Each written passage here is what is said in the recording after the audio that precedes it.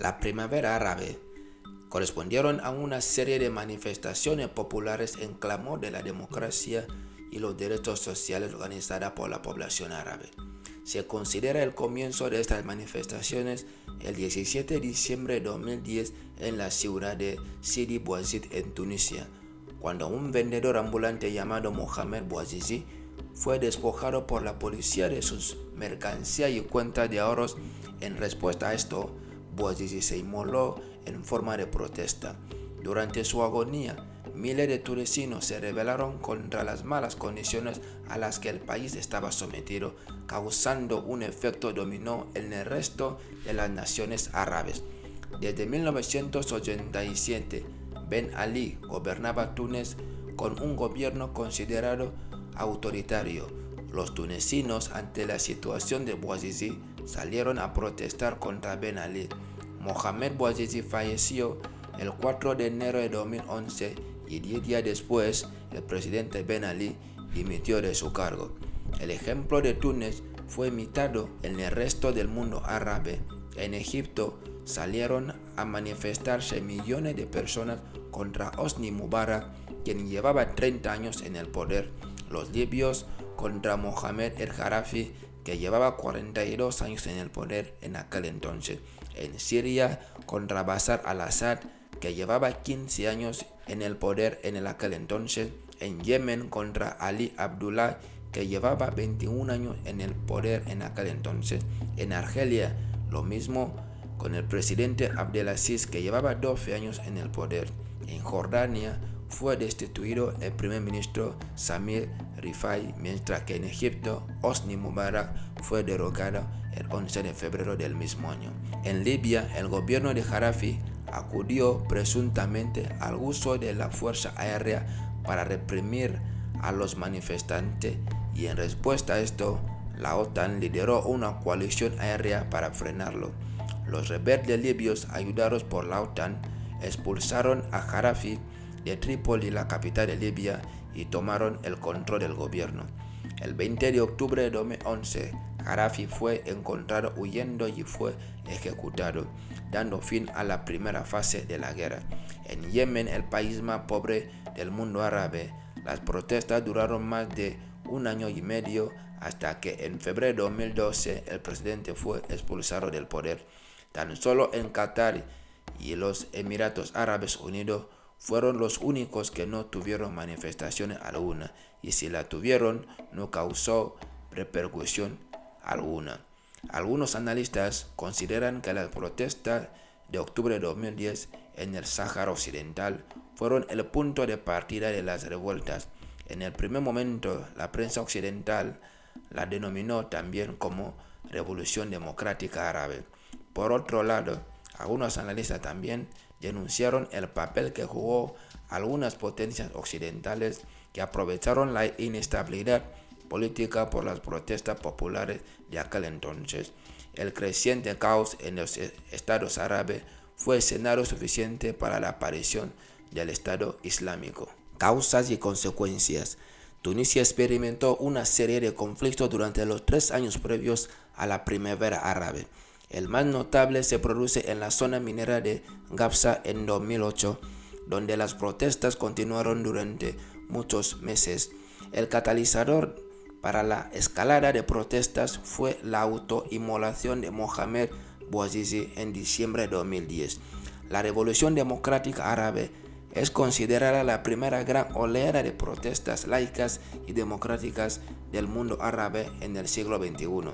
Las protestas fueron de índole social y, en el caso de Tunisia, apoyada por el ejército, estuvieron causadas por factores estructurales y demográficos, unas condiciones de vida duras arraigadas en el desempleo, a lo que añadían el régimen de corruptos y autoritarios. La crisis económica que asumió a los países del norte de África junto a casi el resto del mundo en una pobreza más acuciante fue el detonante al producir la elevación de los precios de los alimentos y otros productos básicos, provocando la hambruna en la población más pobre. La primavera árabe, si bien había empezado como protestas populares en varios países, el asunto creció sistemáticamente y el alzamiento civil tomó un protagonismo generalizadamente en Tunisia y en Egipto, donde tras celebrarse elecciones se instauró un gobierno de corte islamista, más tarde derrocado con un golpe de estado militar en 2013.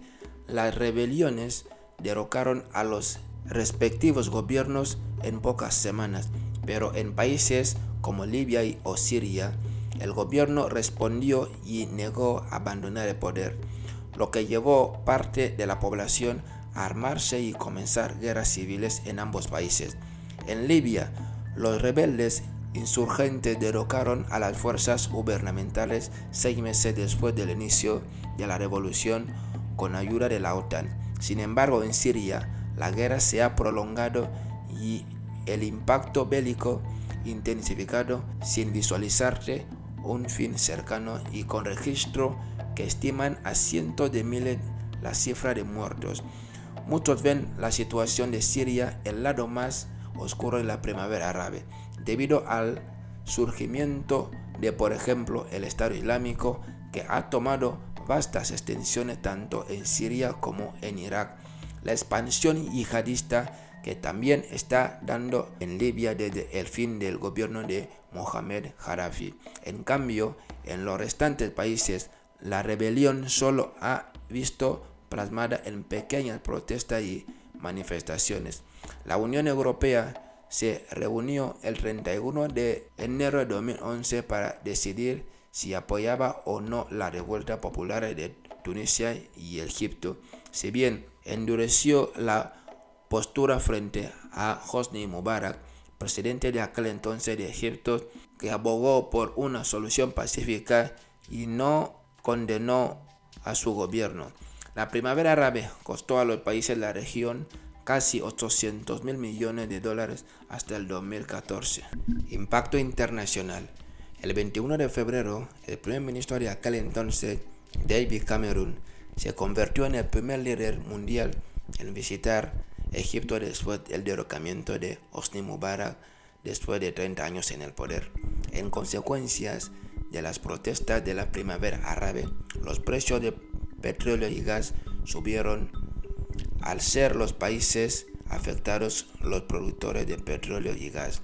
Por ello, el Fondo Monetario Internacional en consecuencia revisó los pronósticos para 2011, previniendo así un precio alto, y también informó que los precios de los alimentos podrían aumentar. Además, la preocupación por el canal de Suez por Egipto subió los precios del petróleo y el gas.